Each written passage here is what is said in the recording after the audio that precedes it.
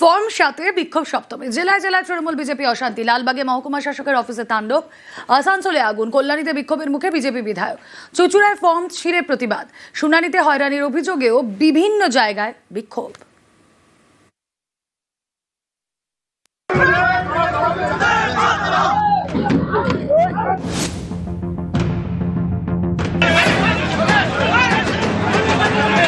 Form 7 জমা ঘিরে সোমবার জেলায় জেলায় তুমুল উত্তেজনা। বিজেপির বিরুদ্ধে নামবাদের চক্রান্তের অভিযোগ করেছে তৃণমূল, যা খারিজ করছে বিজেপি।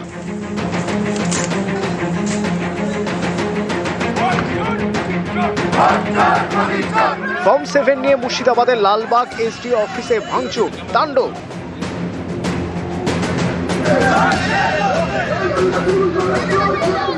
বিজেপি তৃণমূল হাতাহাতি।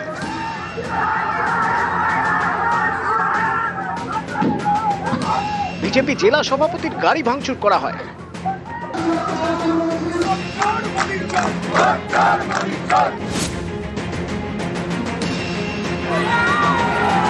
আসানসোলে মহকুমা শাসকের অফিসে তৃণমূল বিজেপি ধাক্কাধাক্কি।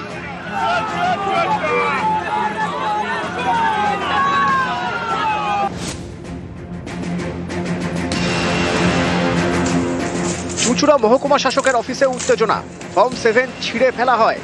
বিক্ষোভে যোগ দেন বিধায়ক অসিত মজুমদার।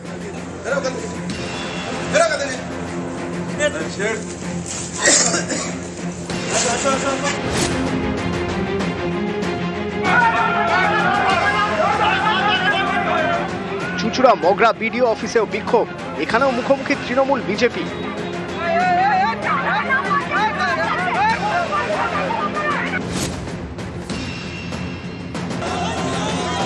ফর্ম 7 জমা ঘিরে উত্তেজনা পূর্ব বর্ধমানের কালনায়। এসডিও অফিসে ফর্ম 7 জমা দিতে যাচ্ছিলেন বিজেপির বিএলএরা। অভিযোগ, পথ আটকে স্লোগান শুরু করে তৃণমূল, পাল্টা স্লোগান বিজেপিরও।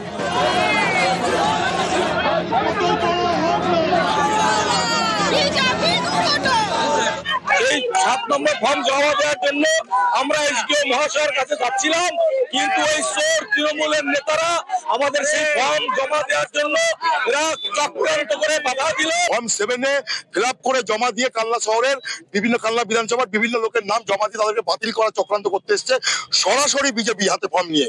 পুলিশ সরে যাক, আমরা বুঝিয়ে দেব যে পশ্চিম বাংলায় বাঙালির জোর বেশি না উত্তর ভারতের, মানে হচ্ছে কি উত্তর ভারতের এই যে অপদার্থ বিজেপির জোর বেশি। কল্যাণীতে মহকুমা শাসকের অফিসে উত্তেজনা, বিজেপি বিধায়ক অম্বিকা রায়ের গাড়ি ঘিরে বিক্ষোভ দেখায় তৃণমূল।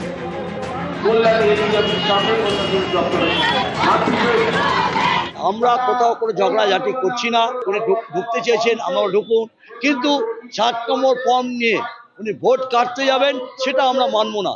লিস্টিংটাকে ক্লিন করার জন্য যে চেষ্টা করছে ইলেকশন কমিশন অফ ইন্ডিয়া, সেটাকে এরা করতে দিচ্ছে না। গত দুদিনে স্পেসিফিক ডাইরেকশন থাকা সত্ত্বেও এরা আমাদেরকে ঢুকতে দিচ্ছে না। বনগাঁ এসডিও অফিসে ব্যাপক উত্তেজনা। অভিযোগ, ফর্ম 7 যে ঘরে জমা নেওয়া হচ্ছিল তার সামনে বসেছিলেন বনগাঁ উত্তরের বিজেপি বিধায়ক।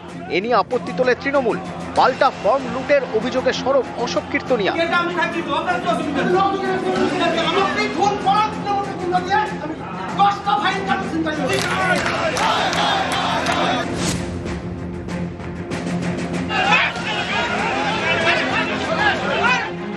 আসানসোলের জামুরিয়া বিডিও অফিসে বিজেপি ও তৃণমূলের মধ্যে ব্যাপক বচসা, হাতাহাতি।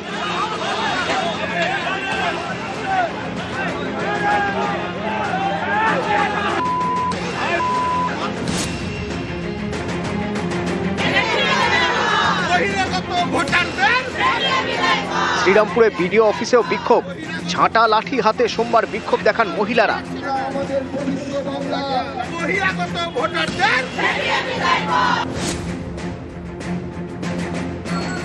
শুনানিতে হয়রানির অভিযোগে কুলপি রোডে বিক্ষোভ, অবরোধ, গাছের গুঁড়ি ফেলে আগুন জ্বালিয়ে প্রতিবাদ জানান স্থানীয়রা।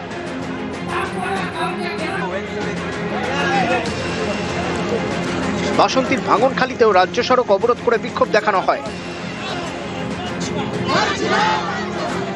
নিউজ 18 বাংলা। এবার কমিশনে চিঠি দিচ্ছে স্কুল শিক্ষা দপ্তর। এসআইআর হিয়ারিং এর প্রক্রিয়ার মাঝে শুরু হচ্ছে মাধ্যমিক। হিয়ারিং এ ব্যস্ত বিএলও শিক্ষকরা। পরীক্ষা হবে কি করে? এই আরোর দায়িত্ব সামলাচ্ছেন সাব ইন্সপেক্টর অফ স্কুল। মাধ্যমিকের সময় এই আরো বিএলওদের অব্যাহতির আর্জি জানিয়ে কমিশনে চিঠি দিচ্ছে স্কুল শিক্ষা দপ্তর। আজ নবান্নে মুখ্য সচিবের নেতৃত্বে বৈঠকে সিদ্ধান্ত। এবার কমিশনে চিঠি দিচ্ছে স্কুল শিক্ষা দপ্তর। এসআইআর হিয়ারিং প্রক্রিয়ার মাঝেই মাধ্যমিক পরীক্ষাও শুরু হয়ে যাচ্ছে। হিয়ারিং এ ব্যস্ত বিএলও শিক্ষকরা।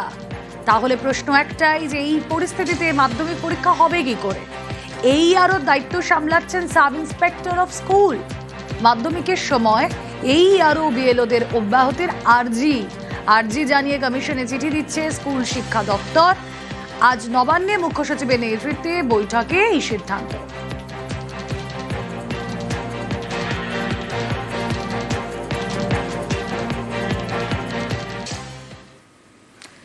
সোনা ব্যবসায়ী খুনের ঘটনা, অভিযুক্ত প্রশান্ত বর্মন। তাকে শুক্রবারের মধ্যে আত্মসমর্পণ করতেই হবে, নির্দেশ সুপ্রিম কোর্টের। অর্থাৎ এবার পুলিশের কোর্টে বল। ভিডিওকে গ্রেফতারের সুযোগ পুলিশের সামনে। আত্মসমর্পণ না করলেই গ্রেফতার।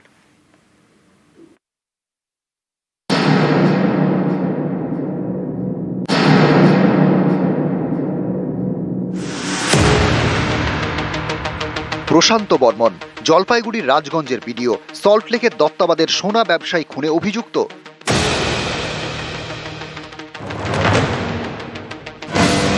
সোমবার সুপ্রিম কোর্ট নির্দেশ দিয়েছে শুক্রবারের মধ্যে ভিডিও প্রশান্ত বর্মনকে আত্মসমর্পণ করতেই হবে। অর্থাৎ বল এবার পুলিশের কোর্টে। বিধাননগর পুলিশ রাজগঞ্জের ভিডিওকে গ্রেপ্তারের সুযোগ পেয়ে গেল। শুক্রবারের মধ্যে ভিডিও আত্মসমর্পণ না করলেই গ্রেপ্তার করতে পারবে পুলিশ। আদালতে আবেদন জানাতে হবে, তা মঞ্জুর হলেই গ্রেপ্তার করা যাবে। কোর্ট মনে করলে গ্রেপ্তারের নির্দেশ দিতে পারে। হাইকোর্টের মতো সুপ্রিম কোর্টও ভিডিওকে আত্মসমর্পণের নির্দেশ দিয়েছে, তাই গ্রেপ্তার করার নির্দেশ দেওয়ার সম্ভাবনা বেশি বলে বিশেষজ্ঞরা মনে করছেন। গত 30শে অক্টোবর নিউটাউনে যাত্রাগাছি থেকে সোনা ব্যবসায়ী স্বপন কামিল্লার দেহ উদ্ধার হয়। জলপাইগুড়ি রাজগঞ্জের ভিডিওর বিরুদ্ধে খুনের অভিযোগ দায়ের করে নিহতের পরিবার। নিজেকে বাঁচাতে বারবার চেষ্টা করেন ভিডিও। নিম্ন আদালত, হাইকোর্ট, সুপ্রিম কোর্ট কিছুই বাদ যায়নি। আগেই প্রশান্ত বর্মনের আগাম জামিন খারিজ করে দেয় কলকাতা হাইকোর্ট। আত্মসমর্পণ করতে বলে 72 ঘন্টা সময় বেঁধে দেয়। সেই রায় চ্যালেঞ্জ করে সুপ্রিম কোর্টের দ্বারস্থ হন রাজগঞ্জের ভিডিও।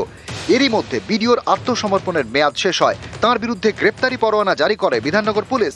এরই মাঝে বা সুপ্রিম কোর্ট ভিডিওকে নির্দেশ দিল শুক্রবারের মধ্যে আত্মসমর্পণের। তা না করলেই পুলিশের সামনে সুযোগ তাকে গ্রেপ্তার করার।